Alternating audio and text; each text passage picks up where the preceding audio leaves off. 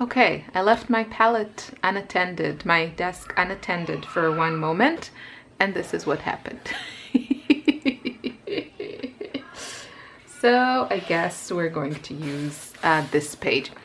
I have this photo. I think basically I just want to keep exploring until I get sick of it, trying to capture Tuscany in my own style, I guess. And I'm not sure what that is yet for this kind of images. So I just picked a picture of, I think this is Montepulciano or something like this. It's obviously a beautiful village in Tuscany. I didn't take this photo.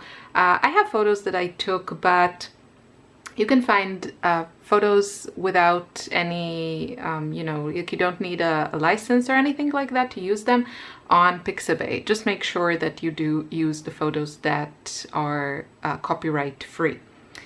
And I don't really care at this point about the details here. What I want to try and capture is the mood, and maybe play a little bit, like use this as a guide for an interesting composition. And yeah, so I think the first thing I want to do is to really try and use my palette and find a color scheme that is exciting to me, and also just a combination of products that, you know, inspires me. So I know I really enjoyed using this pencil. This is the yellow ochre Derwent Drawing pencils. And the one thing I have an issue with when not printing, I don't want to print any images. I'm really sick of having like piles of photos for reference that I don't know if I'm going to use. But I guess I have to just tweak the properties of my phone so it doesn't switch off too often. So I think maybe there's so many ways to go about it. And again, this is kind of new territory for me. Don't feel super comfortable with any of this, but I want to, first of all, you know, inspire you to try things and just dive in, even if you're not the world's best sketcher. I'll tell you a secret. I promise you that the best sketchers also started as beginners. No one was born, I don't know, maybe Leonardo da Vinci, but I know he sketched a lot. So if he could sketch, we can also. And you know, I challenge you to go and look for sketches of some of the great masters or some artists that you really admire. And I think you might be surprised sometimes at how unimpressive they are. So yeah, so I think for me, what kind of makes me feel safe is to maybe start like really small, really simple. So I'm just using this line here. You can use the same photo if I want. Just go to Pixabay and look for Tuscany, and this is one of the first photos that appear. So I'm not even going to do a thumbnail because I kind of like having those free edges, even if I'm starting really small. And here there's another little castle building. Now I'm wondering if I should add another color. I have here, it's kind of convenient to swatch things in your sketchbook for easy reference. Now I don't care about accuracy. Again, I can't emphasize this enough. What I care about is something that is visually pleasing. And yeah, so that's what I'm after. Where was I? Where did I swatch these? So this is Mars Violet. I think I want the Ruby Earth color actually, which is this one. Just for, I don't know, just some line work. I I really like sketchy sketches, and I'm really okay with going more abstract here. So I'm fine with it. Now, I think the rest I'm going to leave kind of free. And what I want to do now is find a color scheme that inspires me. I'm going to grab a brush, something, I just want something small. So I found the tiniest brush I think that I own, just because I don't want to use a ton of color. But, you know, usually I just start swatching and just wasting a lot of time. I actually have my palette swatched here, and I laminated it, and I did forget to write all of the color names before I laminated it. So again, I want something to capture the mood as I kind of see it or imagine it even in my mind's eye, and find a very visually and aesthetically pleasing color palette. So I do think what I'm going to start with, and you're wondering kind of, okay, where to start. So I'm thinking maybe with a couple of yellows. Let's do this here. So I have Naples yellow, and then the color that kind of calls me is this quinacridone gold. Just a touch of it. It's such a vibrant color. I don't want a lot of it. I want to keep the mood very, I don't know, soft and kind of pastel-y even. So to me, this is a color that I'm starting with, and it is closer to, you know, the real colors. Again, it doesn't have to be. If you wanted to make these now pink, go for it. But you can see that it's very kind of warm and yellow. So I like these. But now, instead of continuing to look at the image, I'm going to go with the colors that I just really love using together with the yellows, which are the violets. So I'm going to add some cobalt violet, and I might start from there. So I'll just drop, I want something interesting. That's interesting and pretty. Honestly, that's all I want, and I'm kind of going to use all the tools in my disposal to achieve that. So I don't want to go too heavy on the first layer. I have learned that working in layers really makes a difference, and this was way too much of the quinacridone gold.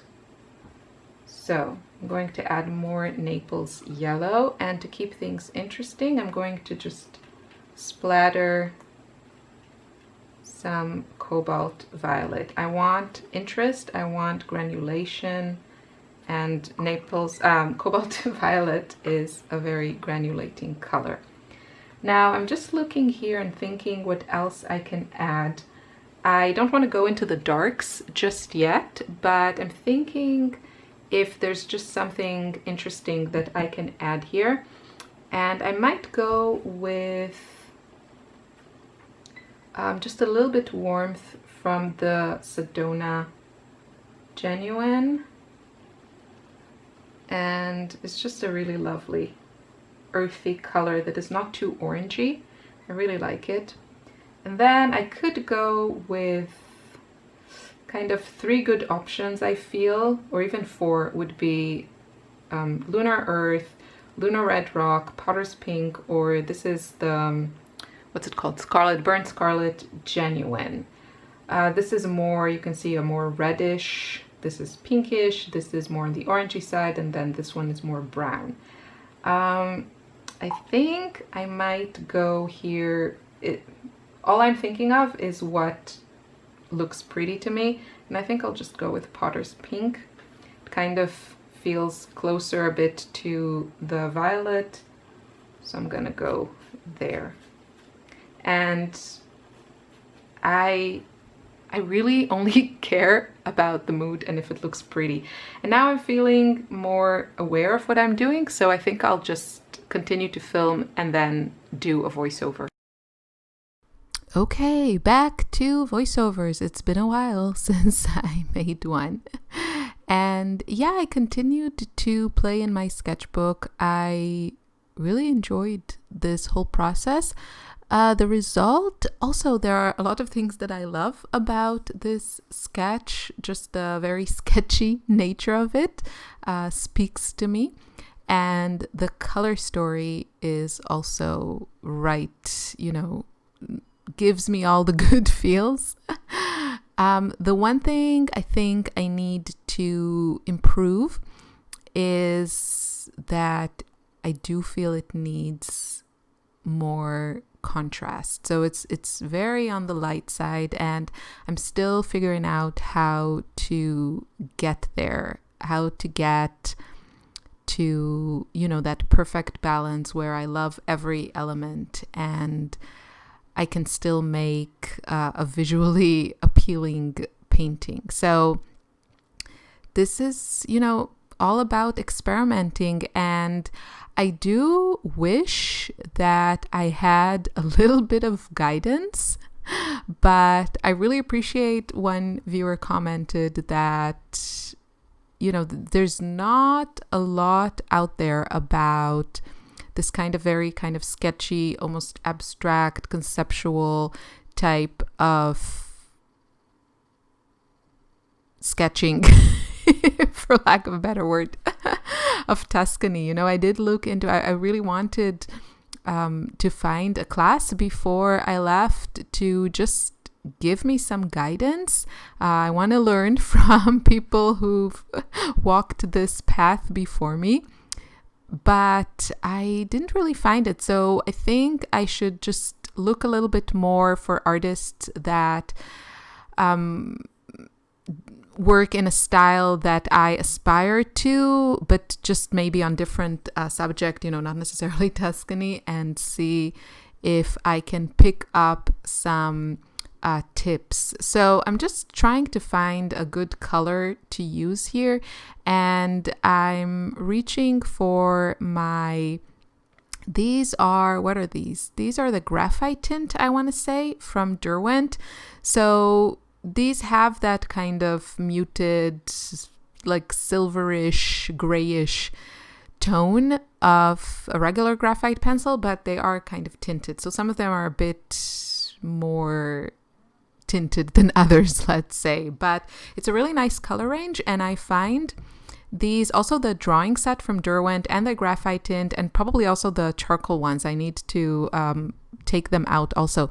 I find they're a really great complement to, they complement well to my bright watercolors. So it's just a good way for me to add some detail, sometimes some darker values in colors that, you know, just ground maybe the painting a little bit and let those pops of brighter colors shine. So right now, looking at the screen, I'm really happy with what I'm seeing, not because I think this is like such a beautiful sketch, but just the colors and those like sketchy lines are making me really, really happy. Sometimes what I find, it's like so many times, the like first attempt or one of the first attempts is also the best. And then you try to recreate a feel, a lightness, a spontaneity, and fail miserably. So you'll see the next two sketches. I'm kind of halfway through the second one. I already feel that it lacks that kind of lightness. I think what I aspire to are, you know, sketches that really look like sketches that were done in haste with a very loose hand and almost have that unfinished touch to it, which I guess you could say about most sketches, right? But to me, that's, I don't know, that's where my, you know, that's one of my happy places when it comes to watercolors. So a pop of teal is always good in my book. And I think for a lot of you, you know, you're watching this and I don't know what you're thinking, but I'm guessing that every one of us has like their happy place on a spectrum of completely abstract, loose sketch all the way to a very tight, maybe even like hyper-realistic drawing of an object or, you know, landscape or something like that. So the art in here it's to me is not just about painting something, but painting something like, let's say, in an effective way or something that a lot of people would appreciate or call it art or whatever. But it's finding that place on the spectrum where you're happy. And I really, sometimes I crave guidance because I want to find those people that kind of live in that place where I am on that spectrum to help me, you know, just I use tools and techniques that I learned from others all the time, like basic design principles about composition and value and color theory and all those things. But sometimes it's, I don't know, you just need some tools to get to where you want to go. And of course, you can't replace your own experiments and sketching and, you know, brush miles, whatever you want to call it. But sometimes other people can really help you kind of, you know, just fast forward a stage of that learning. And I would love to find that now because I feel like I'm a little bit, you know, kind of feeling my way blind, let's say. So yeah, I really enjoyed it. I actually really love the result here. And I also love those little swatches that I have on the right side. That by itself makes me happy. But yeah, this is just like a beginning of an exploration, and we'll see, you know, maybe at some point I'll get just too frustrated and move on to something else. For now, I'm willing to put in the time and try to find that formula that works for me. And I hope you will join me in my quest. Thanks for watching. Bye. Oh, I almost forgot the close-ups. We all love them, don't we? So yeah, lots of splatters. Ooh, happy colors. And those swatches on the right, they make me, I could say probably, you know, as happy as the sketch. So yeah, I'm going to keep up trying to remember to put the close-ups because I know you all enjoy it. See you in another video soon. Bye bye.